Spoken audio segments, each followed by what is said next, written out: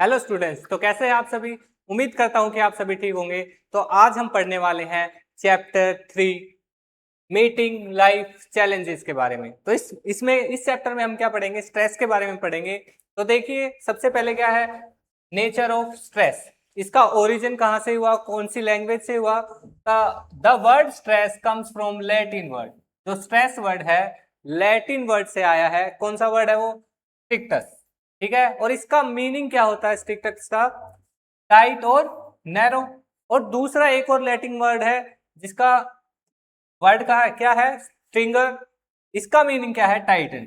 Same ही मतलब है दोनों का, स्ट्रिक्टस का भी और स्ट्रिंगर का भी।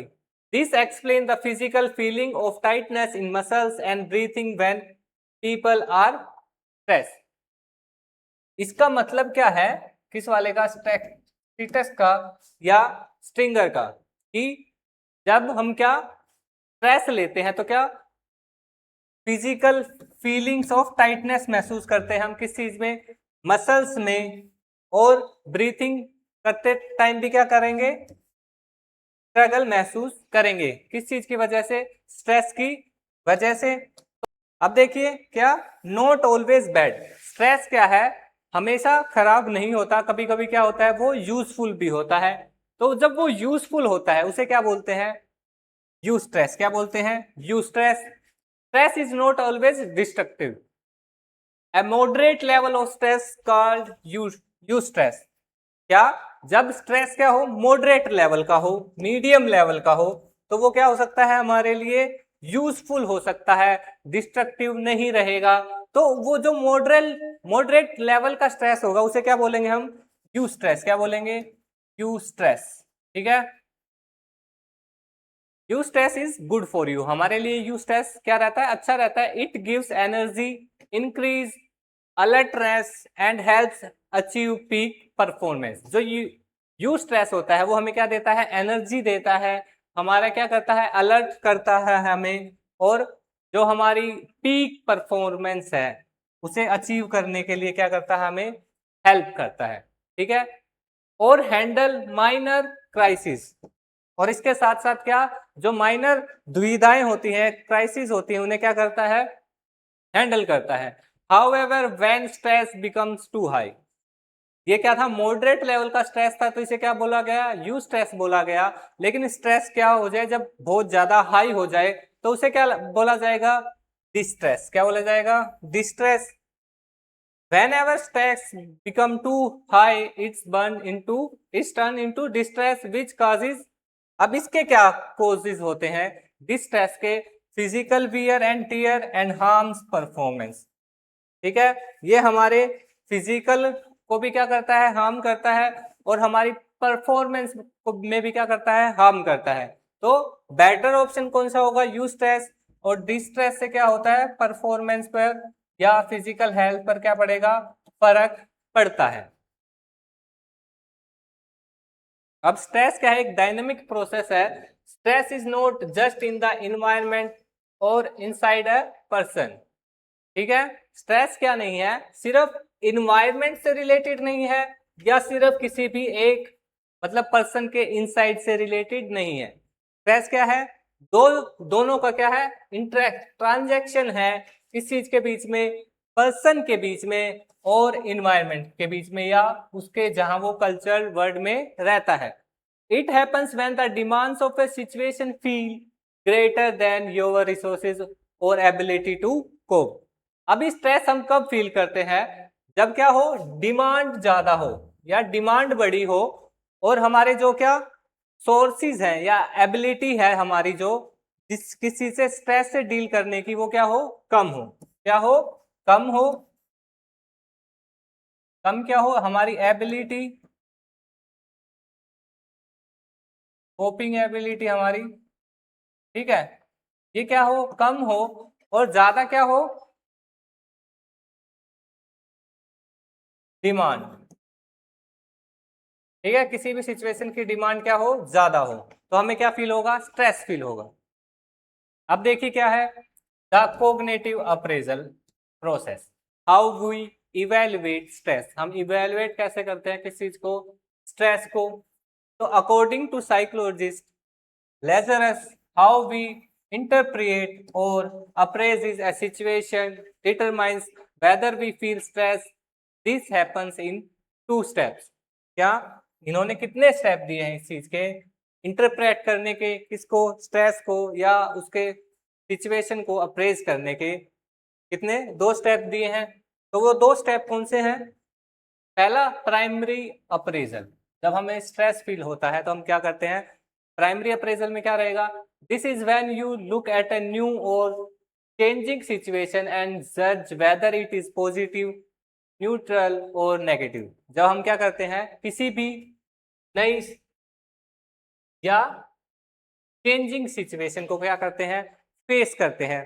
ठीक है, कोई भी हमारे सामने न्यू सिचुएशन आई है तो सबसे पहले हम उसमें क्या सोचेंगे?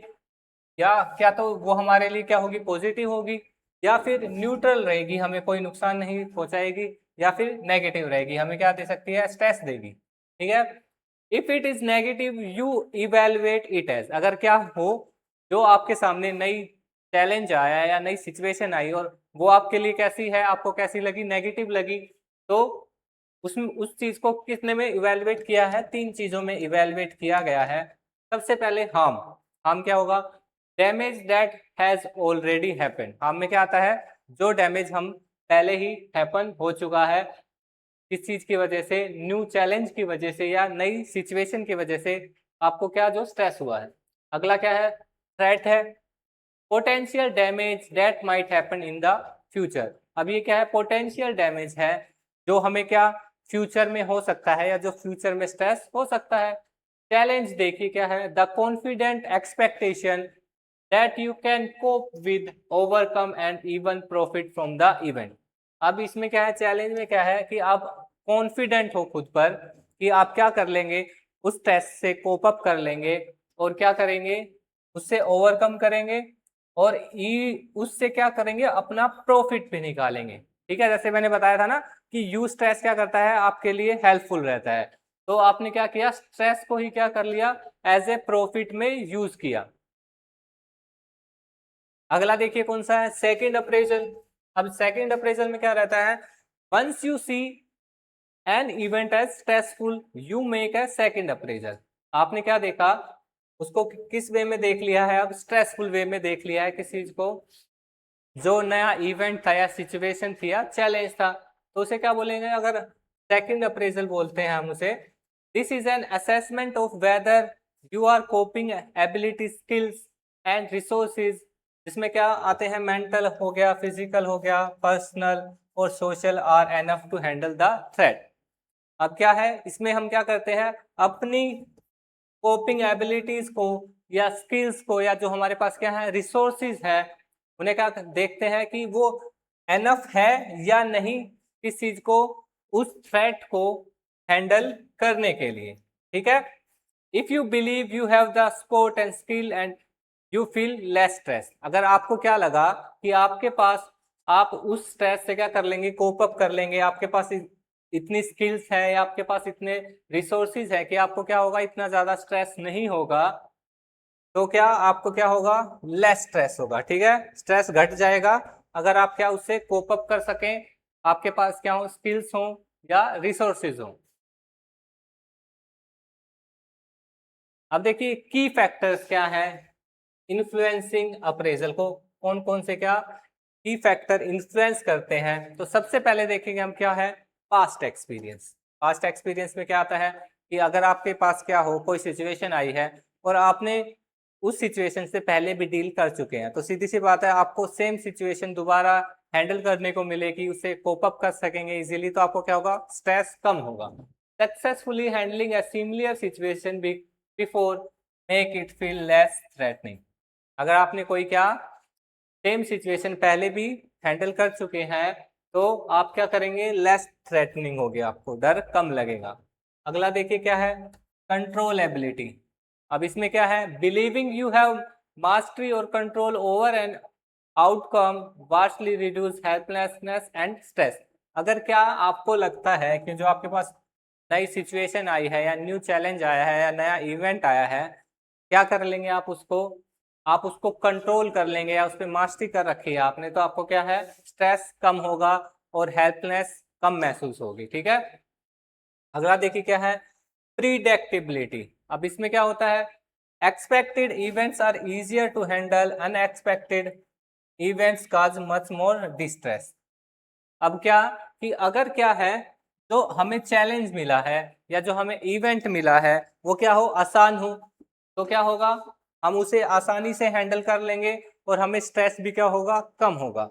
अगर ऐसे इसका अपोजिट हो, जो आपको इवेंट या सिचुएशन मिली है वो क्या है, हार्ड है, तो आपको क्या होगा, स्ट्रेस ज्यादा होगा, जिसे हम क्या बोल सकते हैं, डिस्ट्रेस भी बोल सकते हैं। अगला क्या है, intensity. High intensity stress inherently causes more negative consequences. अब क्या हो कि स्ट्रेस बहुत ज्यादा हो, उसकी इंटेंसिटी क्या है, बहुत ज्यादा है, तो क्या होगा, उसकी कॉन्सिक्वेंसेस जो परिणाम निकलेंगे वो भी क्या निकलेंगे, नेगेटिव। क्या निकलेंगे, कॉजेस क्या निकलेंगे, नेगेटिव निकलेंगे।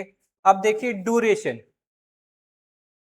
Long term chronic stress is far more damaging than short term stress. अब क्या है कि अगर स्ट्रेस क्या है, लॉन्ग टर्म है तो वो क्या करेगा, ज्यादा डैमेज करेगा। अगर क्या है, स्ट्रेस शॉर्ट टर्म है तो वो क्या करेगा, कम डैमेज करेगा। ऐसे ही कॉम्प्लेक्सिटी में क्या आता है, highly complex problems are harder to manage and spike stress levels. जो क्या होती हैं, कॉम्प्लेक्स, हाई कॉम्प्लेक्स प्रॉब्लम्स होती हैं, उन्हें क्या आप आसानी से मैनेज नहीं कर सकते हैं। और अगर आप क्या उस प्रॉब्लम्स को क्या नहीं कर पा रहे हैं, मैनेज नहीं कर पा रहे हैं, या उसके साथ कोप अप नहीं कर पा रहे हैं, या उसे सोल्व नहीं कर पा रहे हैं, तो क्या होगा, स्ट्रेस बढ़ेगा, स्ट्रेस का लेवल क्या होगा, स्पाइक होगा। ठीक है, अब देखिए क्या, science and symptoms of stress. क्या साइन रहते हैं, क्या सिम्टम्स रहते हैं किस चीज के, स्ट्रेस के। Everyone has a unique pattern of reacting to stress and warning signs can vary in intensity. They generally fall into three categories. सभी का क्या है, स्ट्रेस दिखाने का क्या है, यूनिक पैटर्न होता है।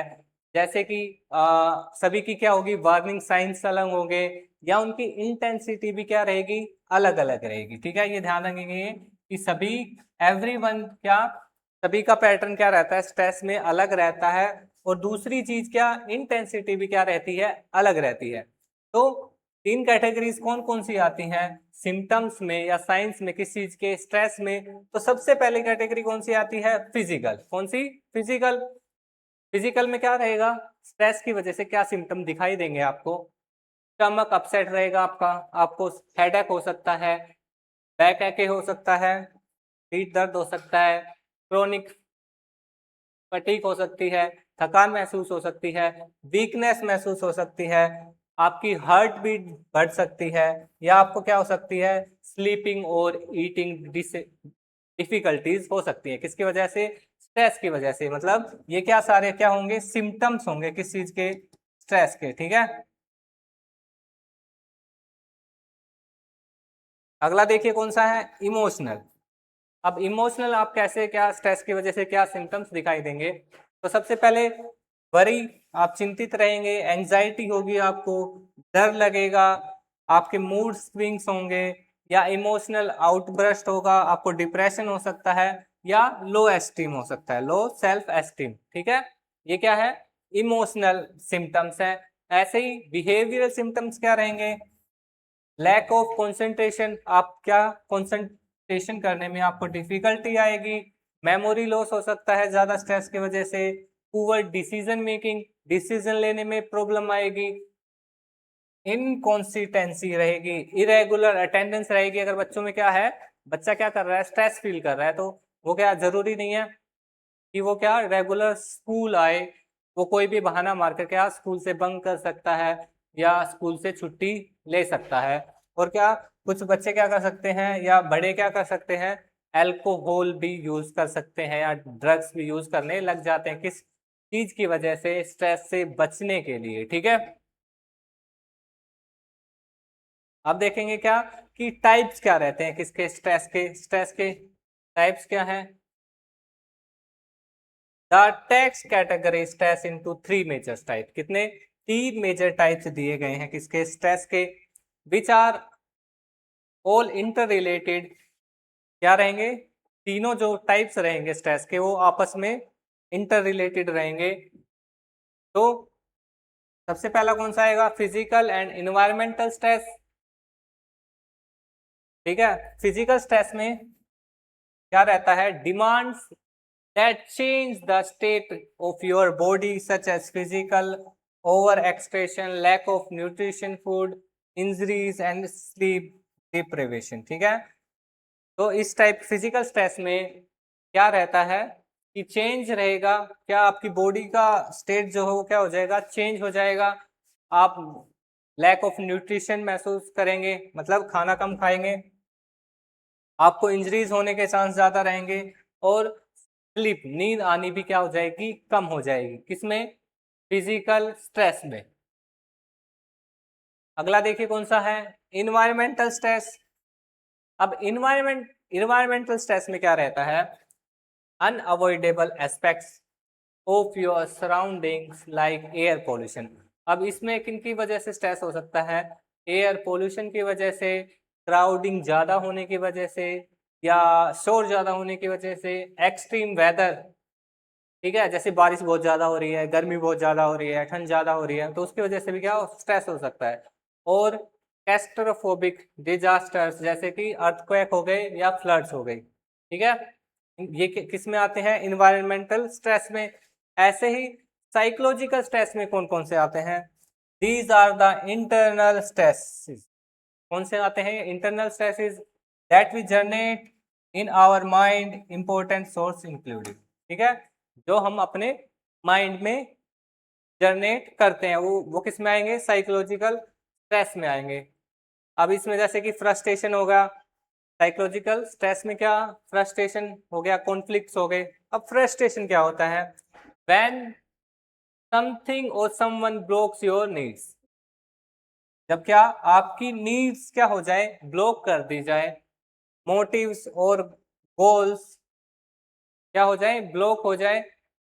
एग्जाम्पल क्या? सोशल डिस्क्रिमिनेशन और लो ग्रेड्स। अब क्या कि बच्चे को क्या मिल रहा है? किसी भी टेस्ट में उसे कम नंबर मिले तो वो क्या होगा? फ्रस्ट्रेटेड महसूस करेगा। या सर ने क्या किया कि गर्ल्स और बॉयज में क्या किया? थोड़ा डिफ्रेंशिएट किया, उनमें भेदभाव किया, तो भी बच्चा क्या कर सकता है? फ्रस्ट्रेट फील कर सकता है, क्योंकि उसकी क्या नीड्स या मोटिव्स को क्या किया गया है? ब्लॉक किया गया है। ऐसे ही कॉन्फ्लिक्ट्स क्या होता है? दुविधा, चूजिंग बिटवीन टू और मोर इनकम्पेटेबल नीड्स। जब हमें क्या करना पड़े? चूज करना पड़े किसी भी दो चीज में, या दो से तीन चीजों में कोई एक चीज चूज करनी हो, जब हमें चूज करना पड़े तो वो किस में आ सकता है? कॉन्फ्लिक्ट्स में आ सकता है। जैसे कि एग्जांपल देखिए, चूजिंग बिटवीन स्टडिंग डांस और साइकोलॉजी। क्या कि आपकी आपकी तीनों चीजें क्या है? फेवरेट, आपको पढ़ना भी पसंद है, आपको डांस करना भी पसंद है, और आपको साइकोलॉजी भी पसंद है। तो आपसे बोला जाए कि आपको इन तीनों चीजों में से सिर्फ एक ही चूज करनी है, तो आपको दुविधा होगी ना कि मैं कौन सी चीज चूज करूं, क्योंकि आपको क्या है? तीनों चीजें पसंद है। तो वो किस में आता है? कॉन्फ्लिक्ट में आता है। अब देखिए इंटरनल प्रेशर। इंटरनल प्रेशर क्या हो रहता है? Unrealistic self expectation such as believing I must do everything perfectly. Internal pressure किस चीज की वजह से हो सकता है? हमारे खुद के सेल्फ एक्सपेक्टेशन, मतलब बहुत ज्यादा उम्मीद रख लेना, और वो उम्मीद क्या हो? अनरियलिस्टिक हो। ठीक है, जो सच होने वाली ना हो। जैसे कि आई मस्ट डू एवरीथिंग परफेक्टली। क्या कि मैं कोई भी कार्य करूंगा, कोई भी काम करूंगा, उसे परफेक्टली ही करूंगा, मतलब मैं कोई गलती कर ही नहीं सकता। ऐसा आपको लगता है कि आप कोई भी सारी चीजें ठीक नहीं कर सकते ना किसी चीज में आपसे कोई ना कोई छोटी मोटी गलती हो सकती है, बिकॉज नो बडी इज क्या? परफेक्ट नहीं है। तो अगर आपने ज्यादा परफेक्शन की सोची तो वो भी क्या कर सकता है? आपको प्रेशर महसूस करवा सकता है। ऐसे ही सोशल प्रेशर क्या रहेगा? Excessive demands place on you by other और डिफिकल्ट इंटरपर्सनल क्लासेस। जब क्या सोसाइटी की वजह से या एक्सेसिव डिमांड्स की वजह से क्या हो? सोशली प्रेशर बने। ऐसे ही सोशल स्ट्रेस क्या रहेगा? They are external stresses caused by our instruction with other people. अब ये क्या है? एक्सटर्नल स्ट्रेसेस है जो किसकी वजह से कोज किए गए हैं या किसकी वजह से उत्पन्न होते हैं, इंटरेक्शन करने की वजह से, वो भी किससे, अदर पीपल्स। अगर हम क्या कर रहे हैं, दूसरों से कम्युनिटी में या सोसाइटी में इंटरेक्ट कर रहे हैं और उसकी वजह से जो स्ट्रेस पैदा हुआ उसे क्या बोलेंगे, सोशल स्ट्रेस बोलेंगे। एग्जाम्पल देखिए, the death of illness of a family member, strain relationship और ट्रबल विद नेबर्स। क्या कि अगर घर में क्या किसी की डेथ हो जाए, ठीक है, तो उसकी वजह से भी क्या हो सकता है, स्ट्रेस हो सकता है, या रिलेशनशिप में क्या आ सकती है, बाधा आ सकती है। तो आज के लिए इतना ही। वीडियो अच्छी लगी हो तो लाइक करें, कमेंट करें, सब्सक्राइब करें। मिलते हैं नेक्स्ट क्लास में। Thank you.